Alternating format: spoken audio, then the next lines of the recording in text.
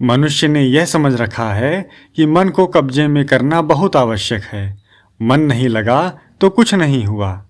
राम राम करने से क्या फायदा, मन तो लगा ही नहीं। मन लग जाए तो ठीक हो जाए, परंतु मन का लगना या न लगना खास बात नहीं है। मन में संसार का जो राग है, आसक्ति है, प्रियता है, यही अनर्थ का हेतु है। मन लग भी जाएगा तो सिद्धियों की प्राप्ति हो जाएगी, विशेषता आ जाएगी, परंतु जब तक संसार में आसक्ति है, कल्याण नहीं होगा। जब भीतर से राग और आसक्ति निकल जाएगी, तब जन्म मरण छूट जाएगा, दुख होगा ही नहीं, क्योंकि राग और आसक्ति ही सब दुखों का कारण है। पदार्थों में, भोगों में, व्यक्तियों में, वस्तुओं में, घटनाओं में जो राग है, मन का खिंचाव है, प्रियता है, वही दोषी है। मन की चंचलता इतनी दोषी नहीं है। वह भी दोषी तो है, परंतु लोगों ने केवल चंचलता को ही दोषी मान रखा है। वास्तव में दोषी हैं राग, आसक्ति और प्रियता।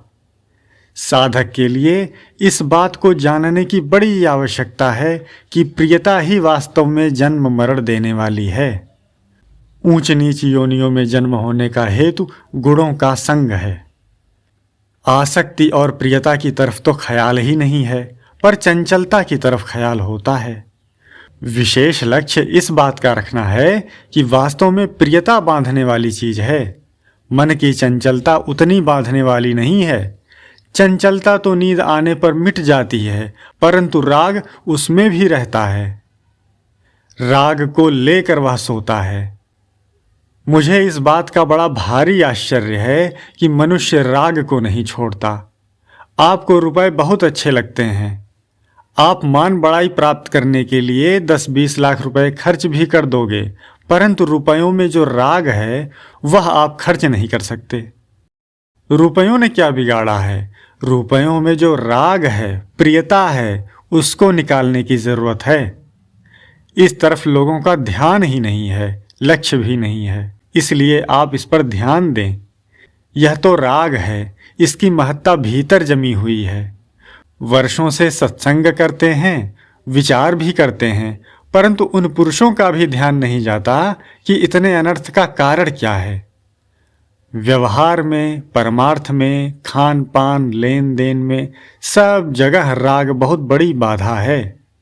यह हट जाए तो आपका व्यवहार भी बड़ा सुगम और सरल हो जाए, परमार्थ और व्यवहार में भी उन्नति हो जाए। विशेष बात यह है कि आसक्ति और राग खराब हैं। ऐसी सत्संग की बातें सुन लोगे, याद कर लोगे, पर राग के त्याग के बिना उन्नति नहीं होगी। तो प्रश्न आपने किया कि मन की चंचलता कैसे दूर हो, पर मूल प्रश्न ये होना चाहिए कि राग और प्रियता का नाश कैसे हो। भगवान ने गीता में इस राग को 5 जगह बताया है। इंद्रियस्येन्द्रियस्यार्थे राग द्वेषौ व्यवस्थितौ। स्वयं में, बुद्धि में, मन में, इंद्रियों में और पदार्थों में यह 5 जगह राग बैठा है। 5 जगह में भी गहरी रीति से देखा जाए तो मालूम होगा कि स्वयं में जो राग है वही शेष 4 में स्थित है। अगर स्वयं का राग मिट जाए तो आप निहाल हो जाओगे। चित्त चाहे चंचल है, परंतु राग के स्थान पर भगवान में प्रेम हो जाए तो राग का खाता ही उठ जाएगा। भगवान में आकर्षण होते ही राग खत्म हो जाएगा। भगवान से प्रेम हो, इसकी बड़ी महिमा है। इसकी महिमा ज्ञान और मोक्ष से भी अधिक कहें तो अत्युक्ति नहीं। इस प्रेम की बड़ी अलौकिक महिमा है। इससे बढ़कर कोई तत्व है ही नहीं। ज्ञान से भी प्रेम बढ़कर है। उस प्रेम के समान दूसरा कुछ नहीं है। भगवान में प्रेम हो जाए तो सब ठीक हो जाए। वह प्रेम कैसे हो?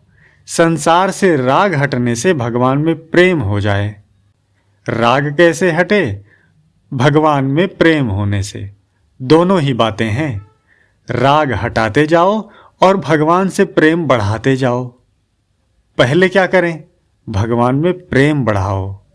जैसे रामायण का पाठ होता है, अगर मन लगाकर और अर्थ को समझकर पाठ किया जाए तो मन बहुत शुद्ध होता है, राग मिटता है।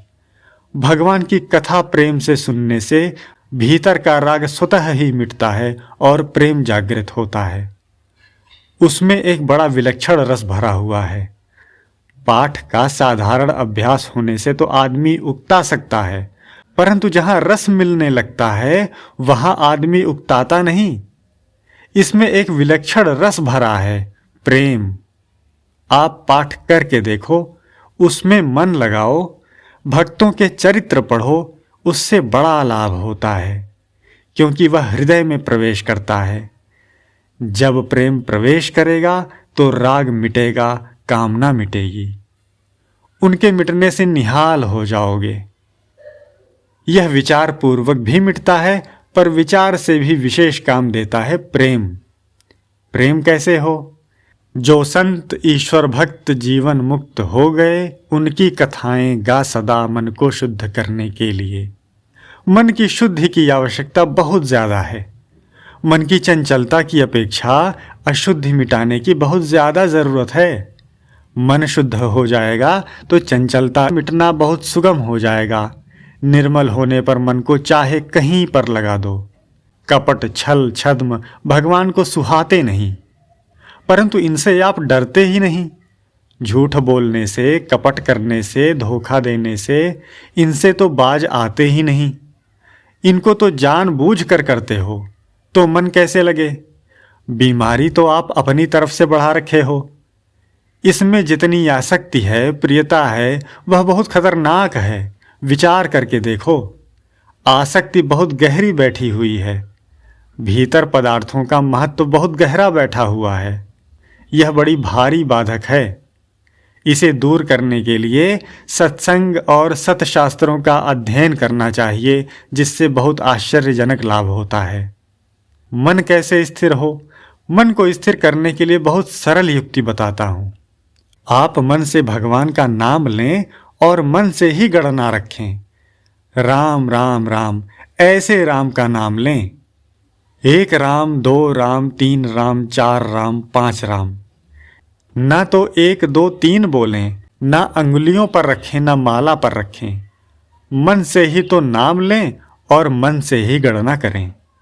करके देखो, मन लगे बिना यह होगा नहीं, और होगा तो मन लग ही जाएगा। एकदम सरल युक्ति है।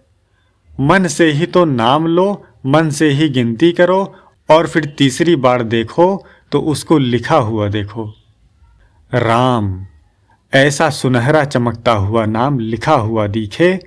ऐसा करने से मन कहीं जाएगा नहीं, और जाएगा तो यह क्रिया होगी नहीं, इतनी पक्की बात है। कोई भाई करके देख लो, सुगमता से मन लग जाएगा। कठिनता पड़ेगी तो यह क्रम छूट जाएगा। न नाम ले सकोगे, न गणना कर सकोगे, न देख सकोगे। इसलिए मन की आंखों से देखो, मन के कानों से सुनो, मन की जबान से बोलो। इससे मन स्थिर हो जाएगा। दूसरा उपाय यह है कि जबान से आप एक नाम लो और मन से दूसरा। जैसे मुंह से नाम जपो, हरे राम राम राम हरे हरे, हरे कृष्णा कृष्णा कृष्णा हरे हरे। ऐसा करते रहो।